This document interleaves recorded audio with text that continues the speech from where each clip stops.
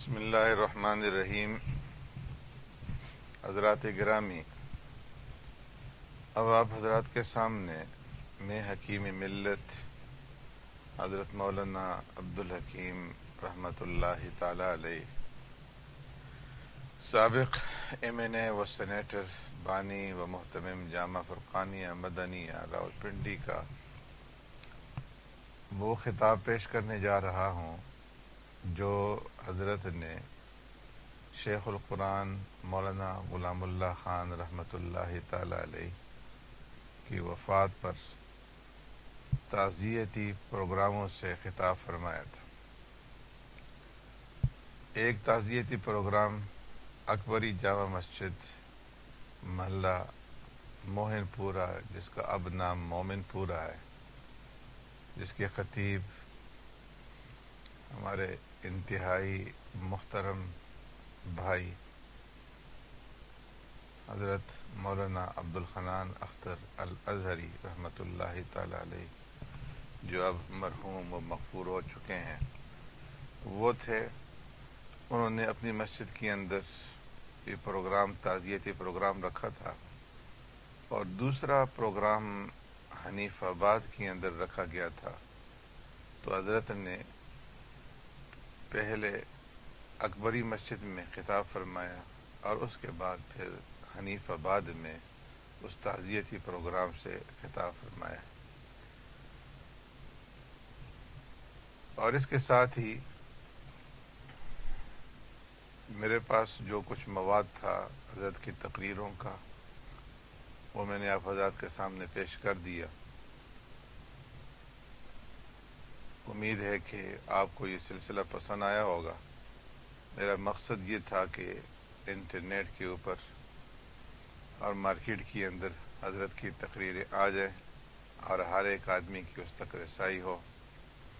پہلے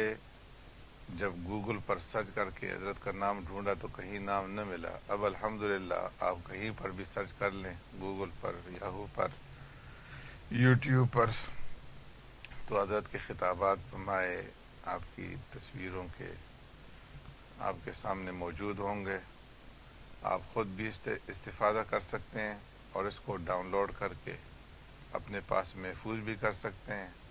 اور اس کو نشر کر کے دوسرے ساتھیوں تک پہنچا بھی سکتے ہیں۔ اس کے ساتھ ساتھ میری آپ تمام حضرات سے، جو بھی میری یہ بات سن رہا ہے، ان سے درخواست یہ ہوگی کہ اگر آپ کے پاس حضرت کے خطابات میں سے یا دروس میں سے کوئی کیسٹ موجود ہو، کوئی مواد موجود ہو،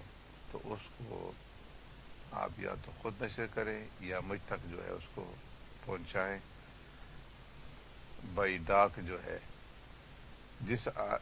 ساتھی کو، جس بھائی کو، جس بہن کو میرا ایڈریس چاہیے ہو تو وہ فیس بک پر میسنجر کے اوپر جو ہے مجھ سے رابطہ کر سکتا ہے اور مجھ سے ایڈریس جو ہے وہ مانگ سکتا ہے۔ میں اپنا ایڈریس اسے بھیج دوں گا۔ اس ایڈریس کے اوپر جو ہے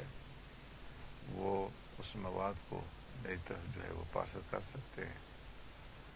اللہ رب العزت حضرت کی اس محنت کو اور کوشش کو جو انہوں نے پورے غریب طبقہ کے لیے اور خاص طور پر گجر برادری کے لیے کی تھی، اس کو قبول فرما کر سارے برادری کی طرف سے انہیں بہترین اجر اور بہترین بدلہ عطا فرمائے۔ یہاں پر یہ بھی میں نے عرض کر دوں کہ میں بعض کیسٹیں جو ہیں وہ حضرت کے جانشین حضرت مولانا عبد المجید ہزاروی مدظلہ العالی سے لے کر کے آیا تھا۔ یہ کیسٹیں بوسیدہ حالت میں پرانی چونکہ موجود تھی، تو اس لیے بار بار جو ہے ریکارڈنگ کے دوران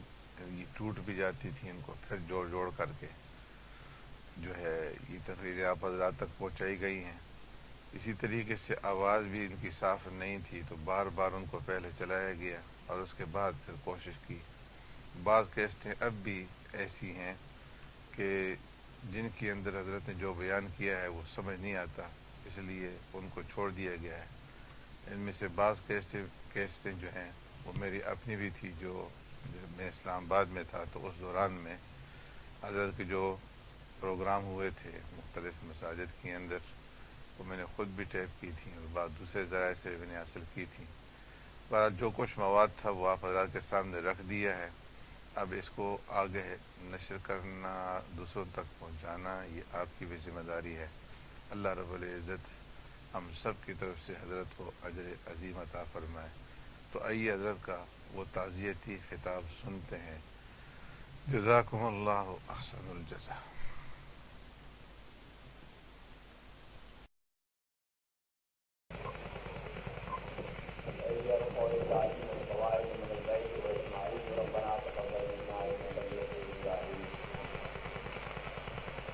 ربنا وجعلنا مسلمين لك ومن ذريتنا أمة مسلمة وأرنا مناسكنا وتب علينا ربنا وابعث فيهم رسولا منهم يتلو عليهم آياتك ويعلمهم الكتاب صدق الله العلي العظيم۔ صدر محترم حضرات، علماء کرام، معزز حاضرین،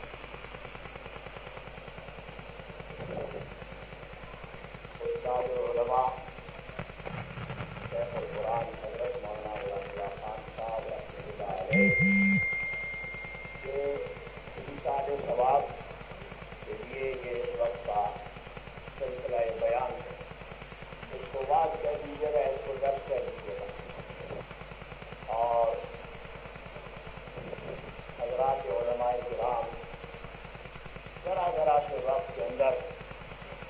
ثواب میں شریک ہونے کے لیے ہم لوگ حاضر ہوئے۔ شیخ القرآن رحمۃ اللہ علیہ اپنے 50-60 سالہ تبلیغی اور دینی اور تعلیمی بابرکت کام کی وجہ سے ہم لوگوں کی تعریف کے اور اچھے کلمات کہنے کے محتاج نہیں، وہ محتاج صرف رب العالمین کے فضل و کرم کے ہیں، اور دارالعمل سے منتقل ہو کر اجرت اور معاوضہ ملنے کے مقام پر پہنچ چکے ہیں۔ خدا ان کے خصوص انہیں ان تمام اعمال حسنہ اور کمالات مبارکہ دین کے لیے جو سر انجام کیے، خدا ان کو قبول فرما کر کے اجر عظیم عطا فرمائے۔ یہ بہتر ہدیہ اور بہتر عقیدت اور بہتر ہمدردی ہوتی ہے دنیا سے جانے والی ہستی کے ساتھ۔ دوسری بات، میں نے جو آیت کریمہ پڑھی ہے، میں اس کا صدر ترجمہ اور آیت کریمہ میں جو 6 باتیں ہیں ان کی نشاندہی اس لیے کرنا چاہتا ہوں کہ معمار کعبہ ابراہیم علیہ السلام نے جو لائن مقرر کی تھی دعا میں اللہ سے مانگ کر، محمد رسول اللہ صلی اللہ علیہ وسلم کے لیے، محمد رسول اللہ صلی اللہ علیہ وسلم خاتم النبیین ہیں، وہ حضور علیہ السلام کے بعد قیامت تک کے لیے اس لائن پر کام جیسے کہ 1400 سال تک علماء ہی نے کیا، آگے قیامت تک کے لیے بھی اس ابراہیم علیہ السلام کی ان دعاؤں کے نقوش پہ چلتے ہوئے ختم نبوت کے ان تمام علوم کو امت میں تقسیم یہ علماء ہی کرتے رہے۔ اللہ توفیق دے۔ تو حضرات، کئی ہزار سال پہلے حضرت ابراہیم علیہ السلام اللہ کے حکم سے، جب اللہ نے ان کو حکم دیا اور وحی ہوئی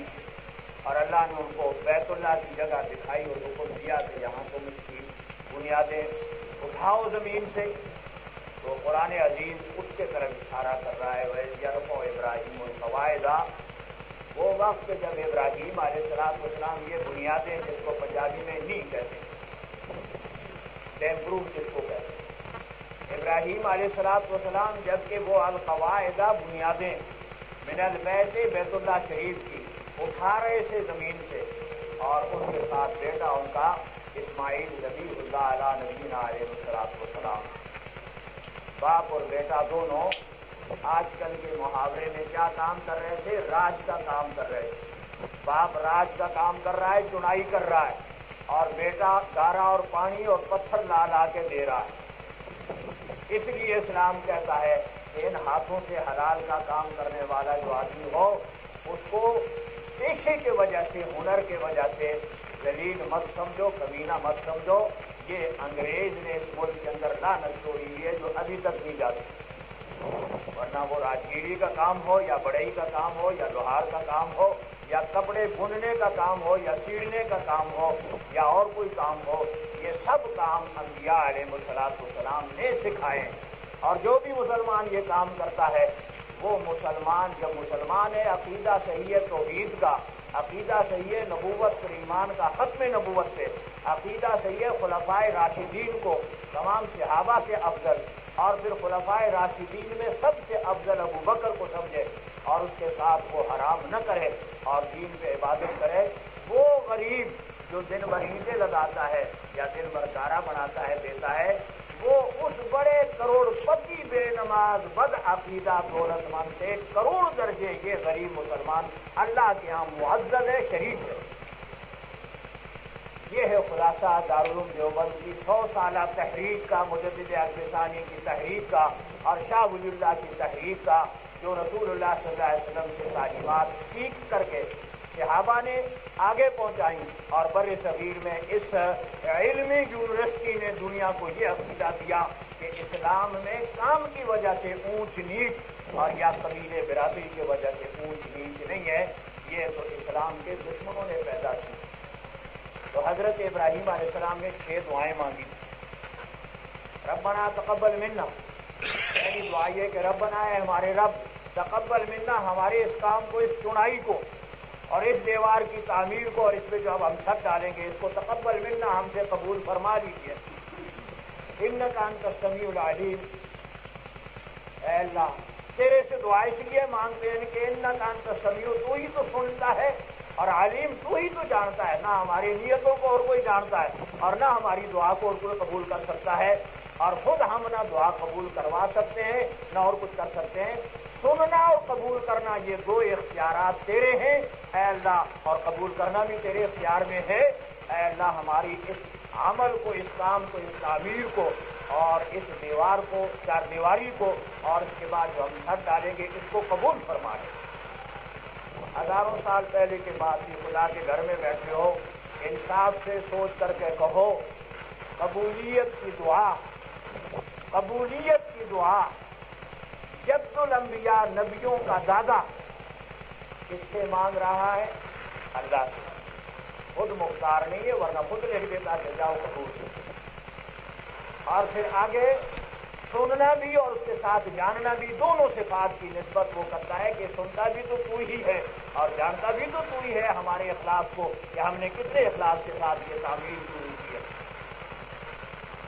یہ جو لوگ بک بک کرتے رہتے ہیں نا گستاخی کا، کہ نبیوں کی گستاخی، ولیوں کی گستاخی، شیخ القرآن رحمۃ اللہ علیہ پر اور ان کے ہم خیال تمام علماء پر، اکابر کے جو گزر گئے، امیر شریعت رحمۃ اللہ علیہ، شیخ التفسیر لاہوری رحمۃ اللہ علیہ، مولانا شبیر احمد عثمانی، ہزاروں کروڑوں یہ علماء، یا آگے پھر جو ہے حضرت شیخ الاسلام یا ان سے آگے کے حضرات، یہ سب بہتان ہے۔ یہ علماء کرام تو اس قرآن عزیز کی ان آیات کے روشنی میں ابراہیم علیہ السلام کی سنت کے مطابق عقیدہ مسلمانوں کو سکھاتے ہیں کہ سننا اور جاننا یہ دونوں صفات اللہ کے ساتھ ساتھ ہیں۔ اسی لیے تو یہ 1,10,000 یا تقریباً 12,000 پیغمبروں کا دادا ابراہیم علیہ السلام اور بیٹا اسماعیل بھی تو اللہ ہی سے مانگتے ہیں کہ قبول بھی فرما، اور اس کے ساتھ ہماری نیت اور دلوں کو بھی تو جانتا ہے کہ ہم یہ خاص تیری رضا کے لیے کرتے ہیں۔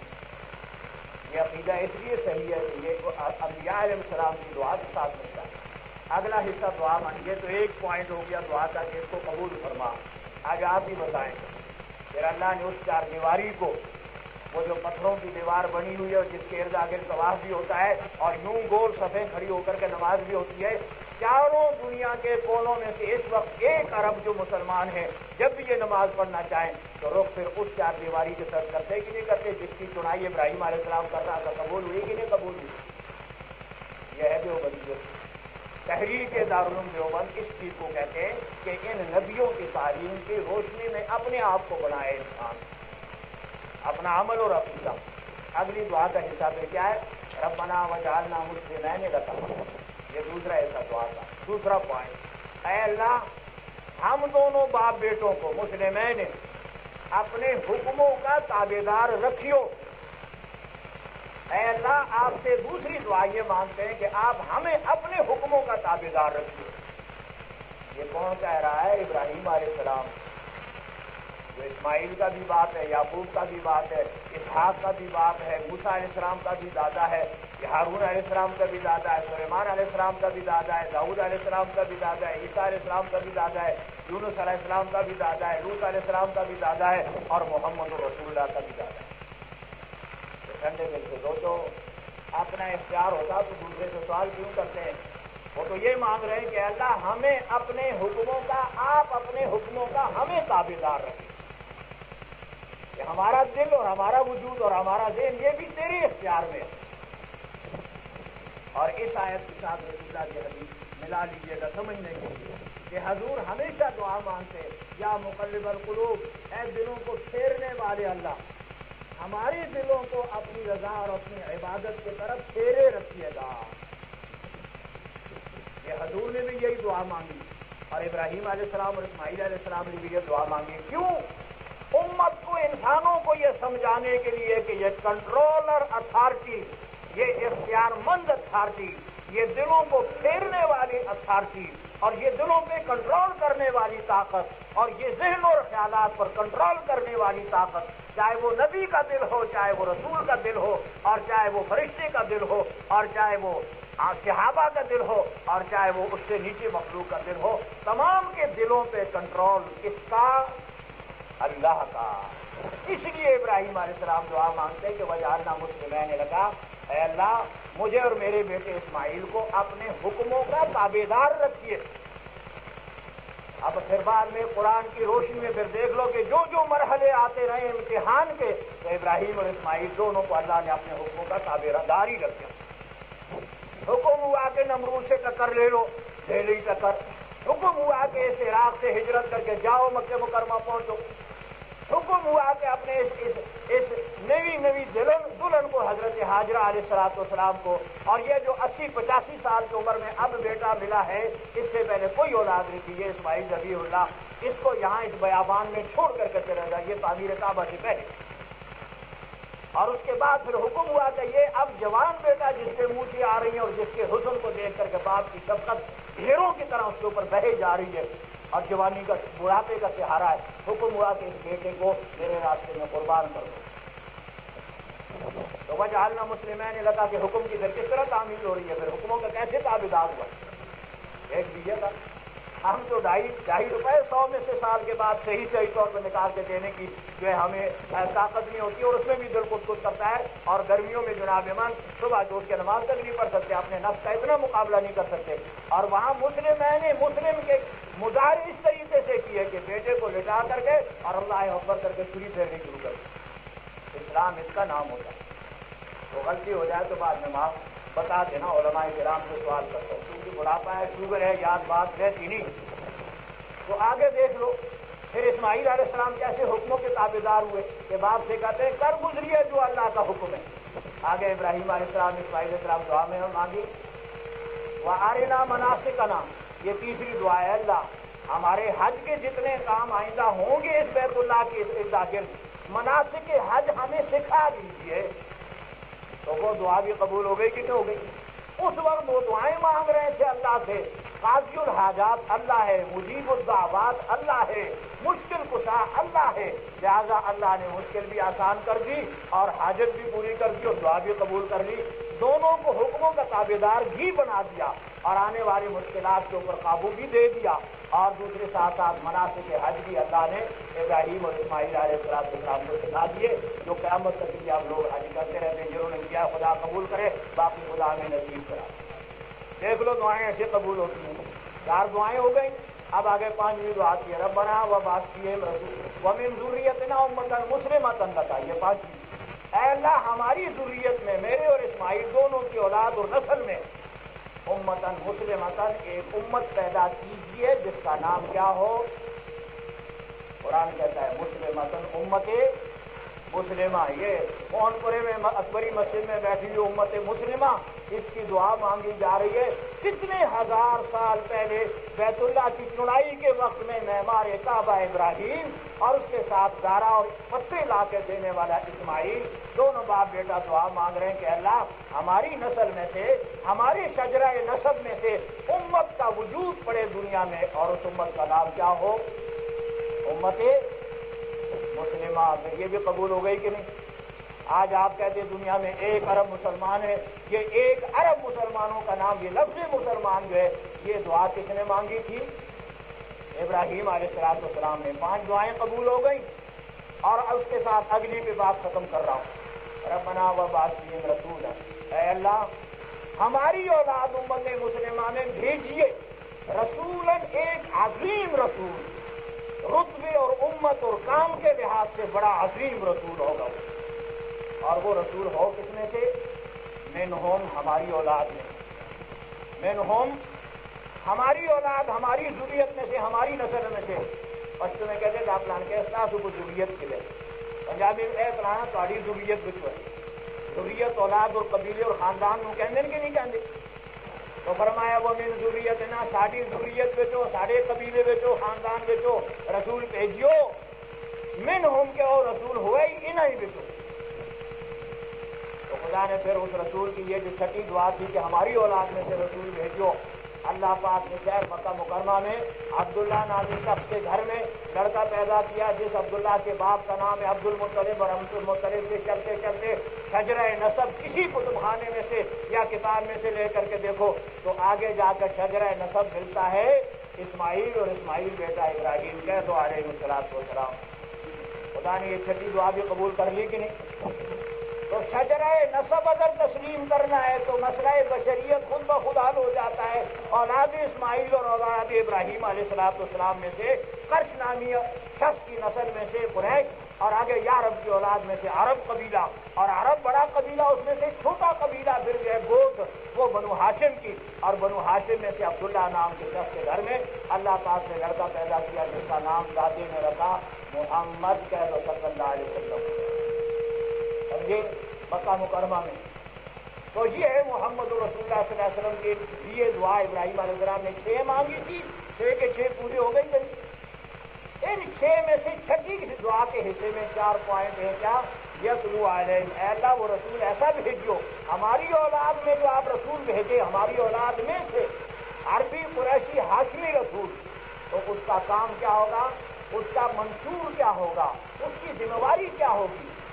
تو 4 باتوں کا منشور بتا دیا۔ یتلو علیہم آیات کا، اس کا منشور یہ ہوگا کہ ہماری اولاد کے سامنے یتلو وہ تلاوت کیا کرے گا آیات کا، تیریاں آیتاں۔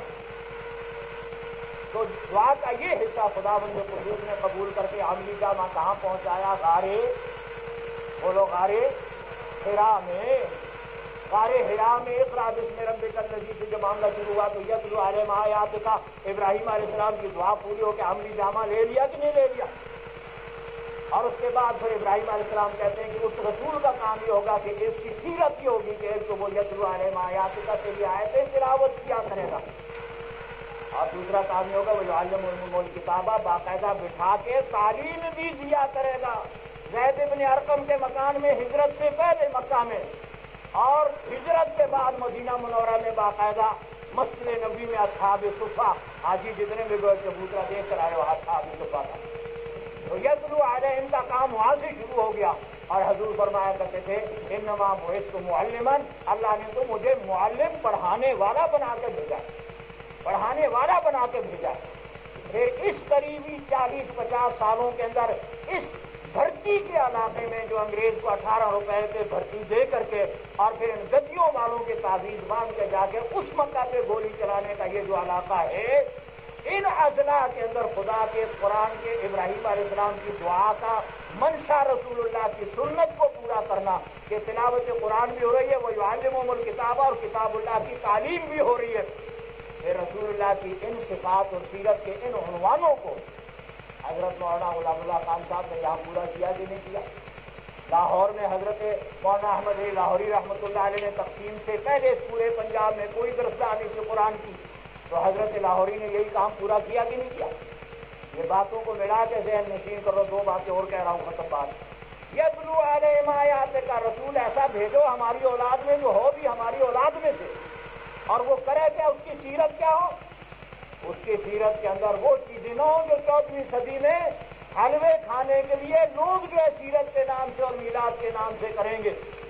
اس میں کہیں جھنڈیوں کا ذکر نہیں ہے, اس میں کہیں جو ہے راستوں میں ناچنے اور کودنے کا ذکر نہیں ہے, اس میں کہیں یہ نہیں ہے کہ خلق خدا کو بے نماز بنانے کی ترغیب ہوگی. ابراہیم علیہ السلام تو رسول اللہ کی سیرت خود معین کرتے ہیں کہ ہمارے اس پوتے کی سیرت جو ہو. یتلو علیہم آیات کا, تیری کتاب تیری آیت کی کتابیں تلاوت کرے, ویعلمہم, اور باقاعدہ تعلیم دے. تو اور اس کے بعد وہ حکمت, کتاب کی تعلیم کے ساتھ ساتھ پھر وہ اپنی سنت بیان کرے, شریعت بیان کرے, جس کو حدیث کہیں گے, جس کو سنت کہیں گے, جس کو فقہ اسلامی کہیں گے. پھر وہ جو بھی کرے. اور چوتھا کام وہ یہ کرے کہ باقاعدہ لوگوں کا تزکیہ کرے, بیعت کرے, اور ان سے برے عادتیں, بری خصلتیں, برے اخلاق, رذیلہ, شرک, بدعت, گناہ کی تمام چیزیں ان سے چھڑوایا کرے, بیعت کرا کے شریعت پہ عمل کرواوے. تزکیہ یہ ہوتا ہے. رسول اللہ صلی اللہ علیہ وسلم نے پھر حضرات صحابہ کرام کا تزکیہ کیا اپنے صحبت میں رکھ کے, اور صحابہ کرام سے چلتے چلتے پھر ہم تک مسئلہ پہنچا. پھر بری صغیر میں ان چاروں باتوں کو, بزرگوں میری طرف دیکھو, یتلو علیہم آیات کا, اللہ کی قرآن کی آیتوں کے تلاوت کا کام دہلی میں شاہ ولی اللہ کے خاندان نے کیا. انگریز جب آئے سقوط دلی کے بعد پھر تلاوت آیات کا مرکز پھر قصبہ دارالعلوم دیوبند میں منتقل ہوئی, اور وہاں سے جب آگے مدرسے بڑھتے گئے تو دارالعلوم تعلیم قرآن بھی بن گیا تقسیم سے پہلے, اور یہاں بھی تلاوت کتاب کا کام شروع ہو گیا. وہی علمہم الکتاب, پھر کتاب کی تعلیم بھی شروع ہو گئی باقاعدہ. اور اس کے بعد وہی زدتی ہیں, پھر تزکیہ بھی باقاعدہ شروع ہو گیا. کبھی مفتی محمد حسن صاحب آ رہے ہیں, اور کبھی حضرت شاہ بخاری شاہ رحمۃ اللہ علیہ آ رہے ہیں, اور کبھی مولانا عبد المالک صاحب خانیوال سے آ رہے ہیں, اور کبھی قاری طیب صاحب منتظر العالی آ رہے ہیں, اور کبھی کوئی بزرگ آ رہا ہے. اور باقاعدہ سلسلہ نقشبندیہ, چشتیہ, قادریہ, سہروردیہ میں مجلس ذکر بھی ہوتی ہے, مراقبے بھی ہوتی ہیں, سب کچھ ہوتے ہیں. اور وہ بھی شیخ القرآن جو ہے نقشبندی مجددی باقاعدہ. لیکن بدقسمتی, لیکن خوش قسمتی سے ڈھول نہیں ہے, ڈھمکا نہیں ہے, عورتوں کا میلہ نہیں ہے, اس کے ساتھ بنگے لگی ہوئی ڈنگا ڈنگا ڈنگا ڈنگا ڈنگا, یہ نہیں ہے. اس لیے نقشبندیت, قادریت, چشتیت, سہروردیت مولانا غلام اللہ خان کی اور عبد الحکیم کی اور حضرت مولانا عبدالستار صاحب کی اور ان تمام علماء کی پیری مریدی اور فقیری اور اہل اللہ سے تعلق اس لیے نہیں چمکتا کہ یہاں پہ شیطانی حرکات نہیں ہے. اس قوم کا مزاج یہ ہے کہ انہوں نے ولی اور ولایت کا مفہوم یہ سمجھا ہے کہ محمد رسول اللہ کے دین کے پرچے اڑا دیے جائیں, بس وہ ولی. اللہ پاک اس خباثت سے بچا. تو میں صرف یہ بات کہہ کے بات ختم کر رہا ہوں کہ ابراہیم علیہ السلام نے محمد رسول اللہ کے لیے جو 4 پوائنٹ خدا سے مانگے تھے, پھر رسول اللہ نے 23 سال کی زندگی میں پھر یہ 4 پوائنٹ پورے کر کے دکھا دیے کہ نہیں. یتلو علیہم تلاوت کا کام, وہ یزکیہم پاک کرنے کا کام, اور اس کے ساتھ وہ یعلمہم الکتابہ, کتاب قرآن کریم پڑھانے کا کام. اور وقت نہیں ہے جو ایک ایک پہ آپ کو پھر سناتا کہ کیسے تلاوت ہوتی. ایسے تلاوت ہوتی تھی کہ جب تلاوت ہوتی تو لوگوں کے بچے, عورتیں جاتے ہوئے باہر جب آواز سنتے تو کھڑے ہو کے سنتے تھے, اور پھر مسلمان ہوتے تھے. کفار کی باقاعدہ جنرل اسمبلی بلائی گئی, اسمبلی ہاؤس کے اندر, مکے کے اندر, اور جناب من چیئرمین جو ہے مکے والوں کا بیٹھتا ہے, اور باقاعدہ ابوجہل اور اس کی صدارت میں میٹنگ ہوتی ہے, ریزولوشن پاس ہوتا ہے جس کو خدا نے نقل کر رسول اللہ کو سنا دیا. خفیہ میٹنگ, خدا نے رسول اللہ کو بتا دیا. وقال الذین کفروا لا تسمعوا لهذا القرآن, اللہ فرماتا ہے میرے رسول, وقال الذین کفروا, فیصلہ کر کے آپس میں فیصلہ کیا ہے کافروں نے, اور فیصلہ یہ کیا کہ لا تسمعوا لهذا القرآن, اس قرآن کو مت سنا کرو. یہ جو پڑھتے ہیں نا اس قرآن کو مت سنو. والغوا, یہ شور مچاؤ, والغوا شور مچاؤ, اس کے اندر لغویات اور بکواسات کرو, تاڑیاں بجاؤ اور سیٹیاں بجاؤ, ڈمامے بجاؤ, جو تم سے ہو سکتا ہے وہ کرو, تاکہ اس قرآن کی آواز کسی کے کان میں نہ جائے, کوئی سن نہ لے. لعلکم تغلبون, شاید کہ تم محمد رسول اللہ پہ غالب آ جاؤ. رسول اللہ میں کہہ رہا ہوں, وہ نہیں کہہ رہا. یہاں تک عاجز آ گئے اس منصوبے کر کر کے, لیکن پھر بھی خدا نے کامیاب نہ کیا. خدا نے رسول اللہ ہی کی تعلیم کو کامیاب کیا. تو ہزاروں واقعات ہیں یتلو علیہم پر اور یزکیہم پہ اور یعلمہم الکتاب پہ یہ دوسرے علماء سنائیں گے. آئندہ یہ جلسے ہوتے ہی رہیں گے, ہم بھی سناتے رہیں گے. کل رات کو یہ بڑی ٹوپی والے مولانا یہاں کہیں پھر رہے ہیں, ان کے یہاں منکال کے اندر, اور اس کے ساتھ اس سے پرسوں رات صاحب صدر کے یہاں مسجد شاہ فیصل لال بوٹی میں, اور اس کے بعد دارالقرآن کا جلسہ ہو رہا ہے, اس میں ہوں گے. اور اپیل کروں گا سالانہ جلسے کو ایسا کامیاب کرو ان دنوں میں راتوں میں سارے کام چھوڑ کے جلسے کی نفری اتنی زیادہ ہو کہ دنیا بھی یاد رکھے کہ یہ صرف مولانا غلام اللہ خان صاحب کے ساتھ نہیں تھا, بلکہ یہ سلسلہ قیامت تک چلتا رہے گا دین کا, اور یہ اخلاص کے ساتھ اسی طریقے سے اشاعت دین ہوتی ہے. اس طریقے سے ایمانی غیرت, توحید کی غیرت, اتباع سنت کی غیرت اور حضرات صحابہ کرام کی تابعداری کی غیرت اپنے اندر پیدا کرنی چاہیے. تو میں صرف یہ عرض کر رہا تھا توجہ دے کر کے کہ آپ قرآن سے معلوم کریں کہ آیا مسلک دیوبندیت جو ہے یہ تحریک پوری جو ہے 150 سالہ, یہ تحریک ہو بہو رسول اللہ کی سیرت کے رنگ میں رنگی ہوئی اور حضرات صحابہ کے نقش قدم پر چلتے ہوئے امت مسلمہ کی رہنمائی کے لیے ہے. اس میں شرک اور بدعات سے بچا کے اس قافلے کو مدینے پہنچانے کی کوشش کی جاتی ہے تاکہ دنیا بھی اچھی ہو, عبادت بھی اچھی ہو اور آخرت بھی اچھی ہو. اور جو اس سنت کے خلاف کام کیا جائے اس کا نام ہے بدعت, اور اس کا نام ہے بریلیت, اس کا نام ہے رضاخانیت, اور اس کا نام ہے رزق, اور اسی کا نام خارجیت, مرزائیت, عیسائیت, دہریت, الحاد اور فلاں اور فلاں فلاں, وہ تمام کے تمام باطل. اور اس کے مقابلے میں رسول اللہ کی سنت عین حق, صحابہ کی سنت عین حق, اور صحابہ کے نقش قدم پر چلنے والے حضرات اولیاء کرام اور علماء ربانیین کا مسلک وہ ہو بہو حق اور سچائی ہے. خدا اس کے اتباع کی ہمیں توفیق عطا فرمائے. اور اسی پروگرام کو پڑھا کے, سکھا کے, بتا کے اور دکھا کر حضرت مولانا غلام اللہ خان صاحب اپنا کام پورا کر کے چلے گئے. خدا ان کے لیے قبول کرے, اور ہم جو زندہ رہ گئے خدا ہمت دے, توفیق دے اور جرأت دے اور اخلاص دے کہ ہم اس نبی کی سیرت کے پروگرام کو چلاتے رہے اور اس پہ خاتمہ ہو تاکہ قیامت میں ہماری بھی نجات ہو جائے. السلام علیکم.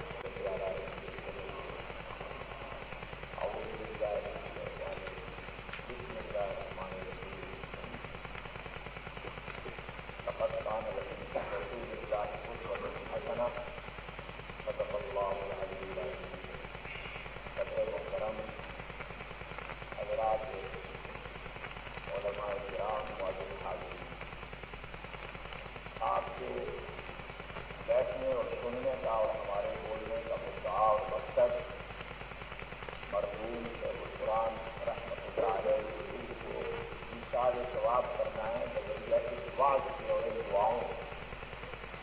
اور جو دل مغموم ہیں ان کو ان عبادات کے انوار سے ان کے غم کو ہلکا کرنا مطلوب, اور مستقبل کے لیے اللہ سے توفیق مانگیے کہ اللہ پاک توفیق عطا فرمائے کہ ہم کچھ کام کریں. کہ یہ تعزیت کی جلسہ ہے, لمبی چوڑی تقریر مسائل پر آئندہ اللہ نے توفیق دی اور حضرات علماء کا انتظام کریں گے تو اس وقت کیا کریں گے. میں صرف اتنا عرض کروں کہ اللہ پاک نے ارشاد فرمایا وقد کان لکم فی رسول اللہ اسوۃ حسنہ, رسول اللہ صلی اللہ علیہ وسلم کی سیرت, رسول اللہ صلی اللہ علیہ وسلم کی سنت, رسول اللہ صلی اللہ علیہ وسلم کی تعلیمات, رسول اللہ صلی اللہ علیہ وسلم کے ارشادات, اور رسول اللہ صلی اللہ علیہ وسلم کے غم اور خوشی دونوں وقت کے معمولات ہیں. امتیوں تمہارے لیے بہترین نمونہ, عقیدے کے لیے بھی, عمل کے لیے بھی, انسانوں کے حقوق اور اللہ کے حقوق کی ادائیگی کے لیے محبت کا برتاؤ کرنا ہے خدا کے ساتھ, خدا کے رسولوں کے ساتھ, اولیاء کرام کے ساتھ, شہداء کے ساتھ, صلحاء کے ساتھ. تو اس وقت میں بھی رسول اللہ صلی اللہ علیہ وسلم کا طرز و طریقہ اپنے سامنے رکھ کر نمونہ اس کے مطابق برتاؤ کرو تاکہ خدا بھی راضی, رسول اللہ بھی راضی. اور اگر کسی سے نفرت کرنی ہے اور کسی کے ساتھ عداوت کرنی ہے تو فرمایا کہ اس عداوت کے معاملے میں بھی اتباع سنت کو ہاتھ سے مت جانے.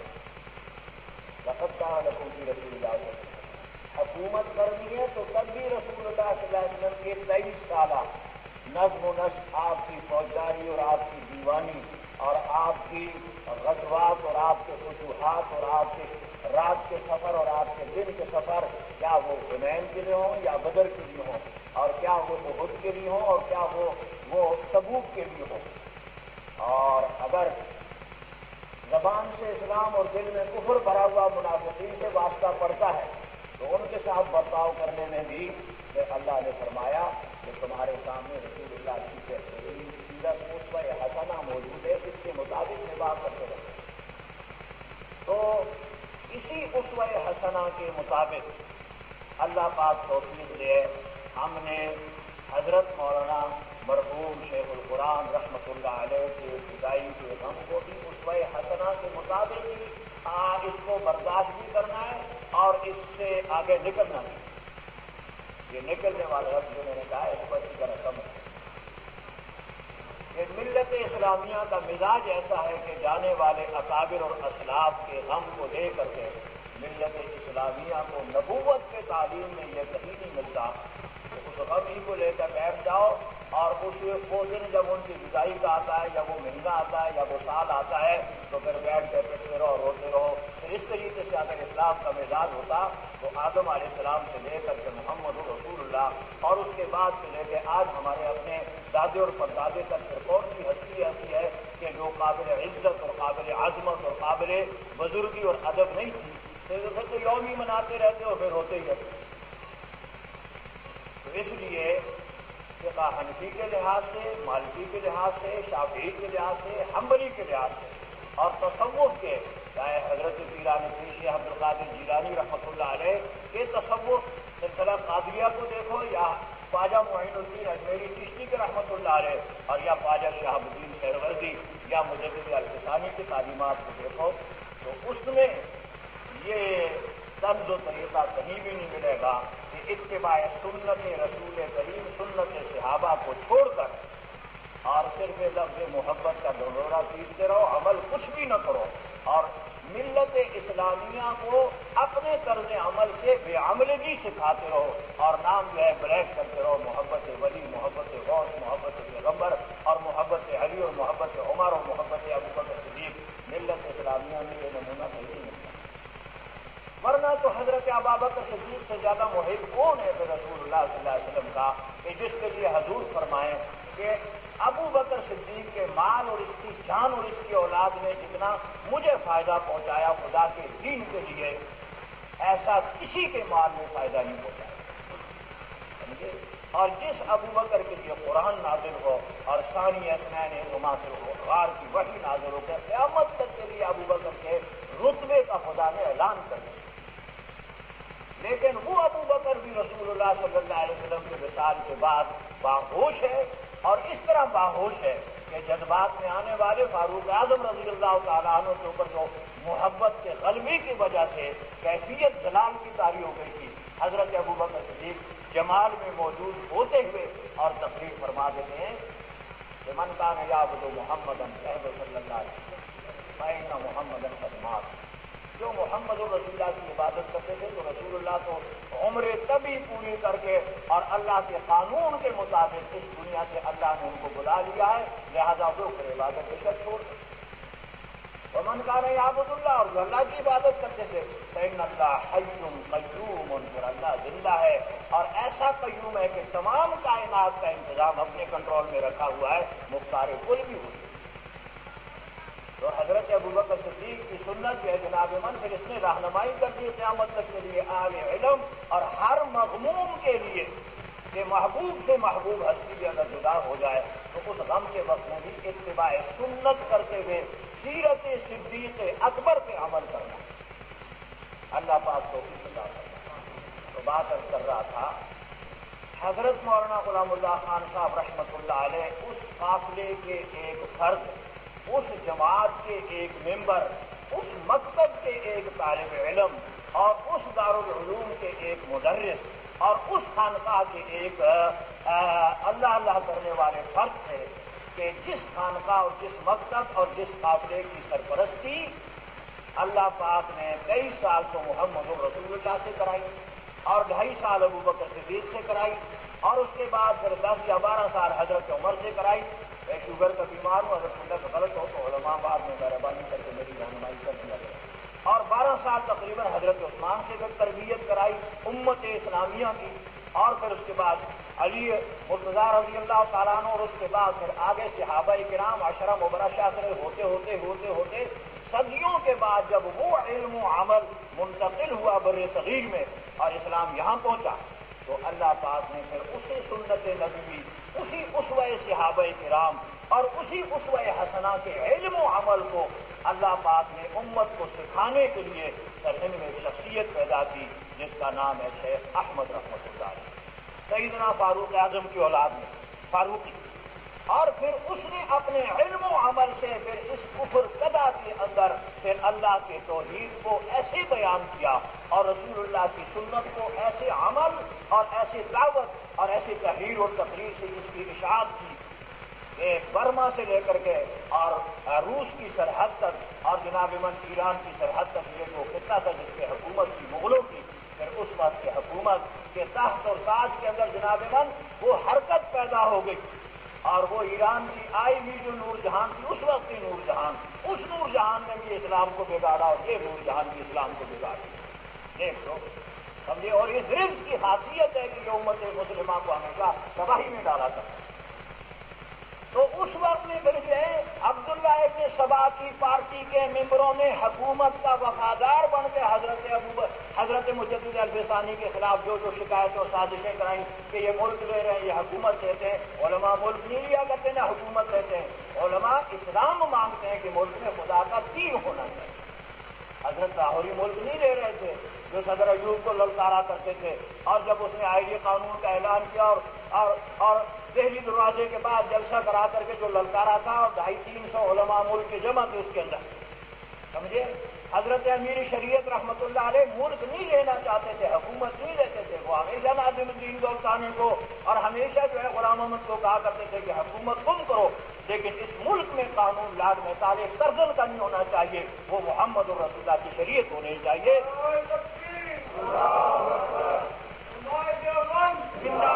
اور شریعت کی تکمیل ختم نبوت کے تحفظ کے بغیر ہو نہیں سکتی،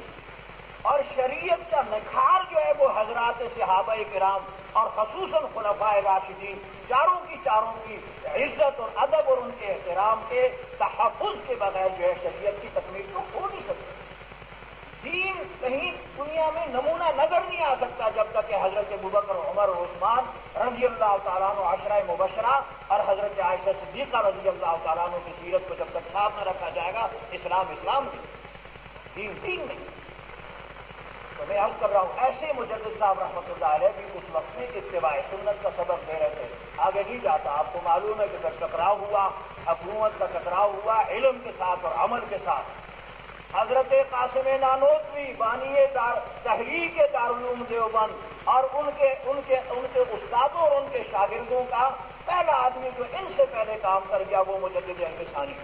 تو دیکھ لو، علم جت گیا، کتاب اللہ کا مبلغ جت گیا، توحید کا مبلغ جت گیا، سنت کا مبلغ جت گیا، اور طاقت جو ہے، اور طاقت کے ساتھ ساتھ پھر جتنے بھی ڈھول ڈھمکا کرنے والے گدیوں والے اور خانقاہوں والے جو تھے، اور اس کے ساتھ بے عمل حفظ و خارجیت کی جتنی مبلغ قوتیں تھے، وہ سب کی سب جو ہے وہ شکست کھا گئی، جس کو علامہ اقبال نے کہا کہ گردن میں جھکی جس کی جہانگیر کیا۔ میرے دوستو، حضرت مولانا غلام اللہ خان صاحب اس پروگرام کے ایک مبلغ سے اپنا فرض ادا کر گئے، خدا قبول فرمائے۔ بات اپنی کیجیے گا اے عوام اور اے علماء اور اے طلباء عبدالحکیم سمیت، کہ اب ہماری ذمہ داری پہ کیا بات آتی ہے۔ حضرت شاہ جی اپنا فرض پورا کر کے حضرت امیر شریعت،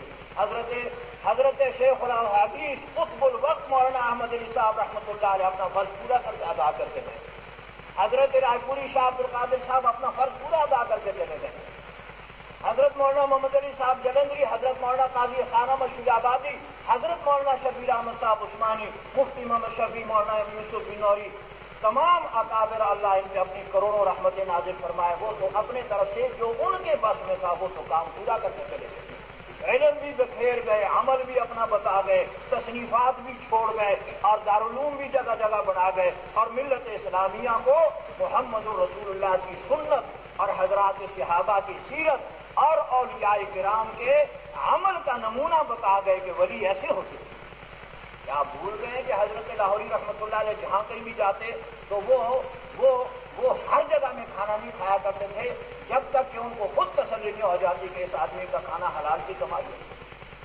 اور کیا آپ بھول گئے کہ یہ پنجاب یونیورسٹی بعد میں ریسرچ کرتی رہی ہے اس مٹی کی کہ جس سے خوشبو آیا کرتی تھی بڑے عرصے تک، اور مخالف جو ہے جیسے اب بکواسات کرتے ہیں حضرت شیخ القرآن کے موجود کی میں یہ منہ نہیں دکھایا، سمجھے کہ نہیں؟ اگر یہ منہ نہ دکھانے سے آدمی گناہگار ہوتا ہے تو اے اللہ کی سنت اور رسول، اے اللہ کی نبی کی سنت اور حضرات صحابہ کرام کی سنت کے دشمنوں، اے بدعت کے عاشقوں، پھر تمہارے رہنما وہ مولانا سردار احمد صاحب لہل پور والے کا منہ پھر تم نے کیوں نہیں دکھایا؟ یہ بھی کوئی دلیل ہے کہ جی منہ نہیں دکھایا؟ معلوم ہوتا ہے کہ عقل کی رسی نہیں ہے کہ ایک آدمی دبئی میں فوت ہوا ہے، دل کا وہ بیمار ہے، گرمی کا زمانہ ہے، اور ڈاکٹر جب لکھ دیتے ہیں کہ اب اس تابوت کو نہ کھولا جائے، اور پھر یہ جنازہ، اس جنازے کے سامنے تابوت کو کھول کے منہ دکھاتے تو کیا کون سی ضمانت تھی اس بات کی کہ ہر شاگرد اور ہر تعلق والا ان کا چہرہ دیکھنے کی کوشش نہ کرتا تو اس دھوپ میں 10 12 20 گھنٹے جو ہے میت دھوئی پڑی رہتی؟ یعنی اعتراض کرنے کی عقل بھی نہیں آتی، عجیب چیزیں، اور کیسے آئے؟ جب آدمی شرک اور بدعت کرتا ہے خدا اس سے عقل سلیم لے لیا کرتا ہے، سمجھے کہ نہیں؟ عقل سلیم نہیں ہوتی تبھی تو درختوں کے سامنے جھکتا ہے، پتھروں کے سامنے جھکتا ہے، اور بتوں کے سامنے جھکتا رہتا ہے۔ تو میرے دوستوں، میرے عزیزوں، میں بات عرض کر رہا تھا کہ اس وقت میں بھی اس طبقے نے حضرت لاہوری کی دعوت توحید سے جو تنگ آئے ہوئے تھے اور سنت پر عمل کرنے کی اس کی تبلیغ سے جو تنگ تھے، اور عوام میں جو رجحان تھا اتباع سنت اور سلف صالحین کی طرف، اس سے تنگ آئے تھے تو مرنے کی خوشی مناتے تھے کہ یہ خوشبو ڈالی ہوئی ہے۔ تو کیا یہ یونیورسٹی کے یہ سائنسدان اور یہ فلاسفر اور پھر یہ ریسرچ کرنے والے اور یہ ٹیسٹ کرنے والے جنہوں نے اس وقت میں اخبارات آج بھی اٹھا کے دیکھ لو، جو انہوں نے اعلان کیا تھا کہ یہ مصنوعی خوشبو نہیں ہے، یہ قدرتی خوشبو ہے اور یہ حقیقی خوشبو ہے، کیوں کہ جب اللہ پاک خود فرماتا ہے کہ الا بذکر اللہ تطمئن القلوب، جب اللہ کے ذکر سے، جب اللہ کا ذکر کرے، حضرت سلیمان علیہ السلام قرآن کو پڑھے، اور خدا اس قرآن میں فرماتا ہے کاش کہ میں حافظ قرآن ہوتا، اپنی اولاد کو قرآن حفظ کراؤ۔ اسلام اس ملک میں یہ قرآن کے حفظ کرنے، قرآن کو ترجمے سے پڑھنے اور حدیثوں کے پڑھنے کے وجہ سے یہ اسلام بچا ہوا ہے آج تک، ورنہ 1857 کے بعد اگر یہ پڑھنے پڑھانے کا کام نہ ہوتا تو یہ جاگیرداروں، نوابوں اور یہ خانوں اور سرداروں کے ہاتھ سے نہ اس وقت میں اسلام کی کوئی خدمت ہوئی ہے، نہ اب ہو سکتی ہے، نہ یہ آئندہ کرے گی۔ یہ تو وقت کے ساتھ چلتے ہیں، کرسی پہ جو ہو اس کا کلمہ پڑھتے ہیں، کرسی پہ اگر ایک جانور بٹھا دو تو اس کو بھی کلمہ پڑھتے ہیں۔ یہ نواب کالا باغ امیر محمد کا جملہ میں نے نقل کیا جب حضرت مولانا غلام غوث صاحب مدذل العالی شیر ببر اسلام کے لیے جس نے 60 سال اس ملک میں خدمت کی ہے، یہ الگ بات ہے کہ ہماری قوم جب آدمی بوڑھا ہو جاتا ہے تو اس کو چھوڑ دیا کرتی ہے، یہ اس نے ان کے منہ پہ کہا تھا کہ فلاں آدمی جو تم نے گورنر بنایا ہوا بٹھایا ہوا ہے یہ تو ملک اور اسلام دونوں کے لیے خطرناک ہے اور یہ تو حکومت نہیں چلا سکے گا۔ تو امیر احمد خان نے کہا کہ مولانا اس کرسی کا اگر ایک الو کا پٹا بٹھا دو تب بھی کام چلتا رہتا ہے، سمجھے کہ نہیں؟ تو بات عرض کر رہا تھا، دور نہ جائیے گا کہ اس طبقے نے اسلام کی خدمت نہیں کی، اسلام کی خدمت اس طبقے نے کی ہے۔ یہ جو مسجد میں بیٹھتے ہیں نا، یہ جو جمعہ پڑھتے ہیں، نماز پڑھتے ہیں، درس سنتے ہیں، یہ متوسط درجے کے تاجر اور یہ متوسط درجے کے بیچارے ملازم، یہ مزدور، کسان، کاشتکار اور یہ غربا طبقہ، اسلام ان کی محنت سے پھیلتا ہے اور انہی کی محنت سے یہ مدارس چلتے ہیں۔ اللہ پاک ان کے مالوں میں برکتیں پیدا کرتا ہے۔ تو حضرت مولانا غلام اللہ خان صاحب رحمۃ اللہ علیہ،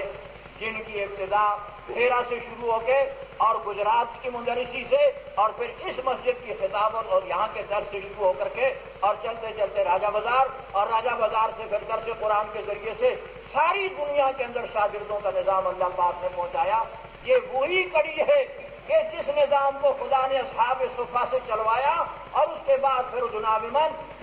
وہ بر صغیر میں سرہند میں آیا اور سرہند کے بعد جو ہے مجدد الفسانی جب کامیاب ہوئے تو اس کے بعد اللہ پاک نے اس علم و عمل کا مرکز خدا نے پھر وہ دہلی میں مدرسہ رحیمیہ میں منتقل کر دیا۔ شاہ عبد الرحیم کی اولاد میں اللہ نے شاہ ولی اللہ پیدا کیا، فاروقی،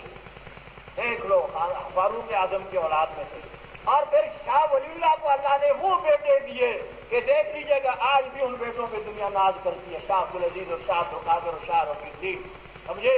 لیکن جیسے کہ ان کے اس وقت میں پونچے بھی کٹوائے گئے اور شاہ ولی اللہ پہ تلواروں سے حملہ ہوا قرآن کا ترجمہ کرنے کی وجہ سے فتح پوری کی جامع مسجد میں، یہ سنت الہیہ ہے کہ دین سیکھو گے، دین سکھاؤ گے، سنت کی دعوت دو گے، بدعات کی تردید کرو گے، گالیاں بھی سننی پڑیں گی، مار بھی کھانی پڑے گی۔ جیسے کہ حضرت مولانا غلام اللہ خان صاحب پہ حملہ نہیں ہوا تھا پشاور میں، لاکھ جو زخمی ہوئی۔ تو حضرات کرام، تعزیت میں جلسہ ہے، صرف اتنا عرض کرتا ہوں کہ مستقبل کی ذمہ داری تمام حضرات کی یہ ہے کہ آپس میں اتفاق اور اتحاد کر کے اتباع سنت اور اللہ رب العزت جل جلالہ کی توحید کے اشاعت اور بدعات اور شرک کی نفی کے لیے ملت اسلامیہ کی ویسی خدمت کرنی چاہیے جذبے کے ساتھ جیسے کہ شیخ القرآن اور اس سے آگے یا کابل جن کے میں نے نام لیے یہ کر گئے، تاکہ ہمارا بھی انجام ایسا ہی با کمال ہو اور ہمارے بھی ایسے صدقہ جاریہ کے اسباب پیچھے ہوتے پیدا ہوتے رہے جیسے کہ خدا نے ان کو دیے تھے۔ اللہ پاک ان کے درجات بلند فرمائے اور اللہ ہمیں توفیق عطا فرمائے۔ السلام علیکم۔